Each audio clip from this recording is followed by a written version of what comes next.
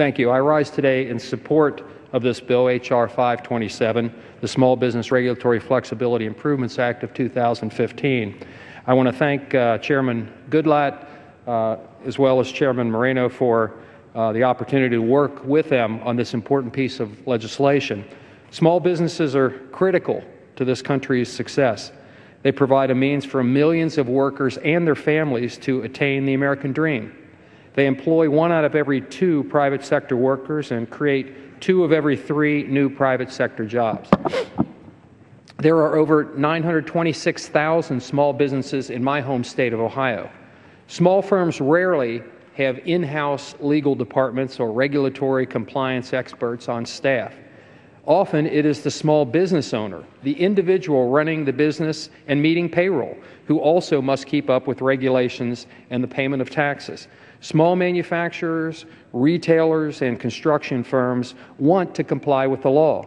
However, when they divert resources to costly regulatory compliance, they cannot hire workers or start new projects or make other job creation investments. If there is a way to find less expensive means to achieving regulatory objectives of our agencies, small businesses could protect the environment and workers and still create the good middle-class jobs that this country needs. There is such a law, the Regulatory Flexibility Act, or RFA, which requires agencies to understand the costs to small businesses and find less costly alternatives while meeting the regulatory missions required by statute.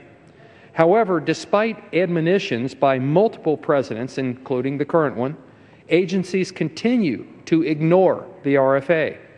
The bill before us today, H.R. 527, the Small Business Regulatory Flexibility Improvements Act of 2015, addresses a goal shared by virtually all Republicans and some Democrats and will ensure that agencies no longer ignore the law and craft more cost-effective regulations. The bill will force agencies to analyze both direct and reasonably foreseeable indirect effects of their rules, just as they are required to do when promulgating major regulations that affect the environment under the National Environmental Policy Act, or NEPA.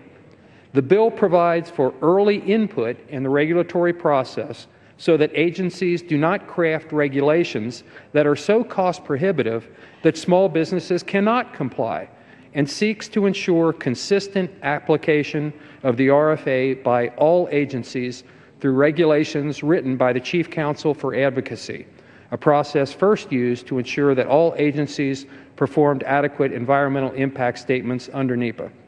Even with the additional procedures, nothing in H.R. 527 will prevent an agency from issuing a regulation. H.R. 527, to paraphrase President Ronald Reagan, simply requires that agencies know before they regulate. Common sense.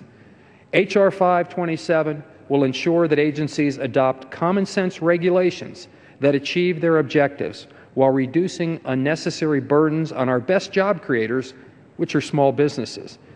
About 70% of the jobs that are created in our economy nowadays are created by small businesses, after all. That is why the legislation has bipartisan support and over 150 associations representing the full range of small businesses that support passage of this legislation. With that, I urge my colleagues to support this very good legislation, I believe, and I reserve the balance of my time.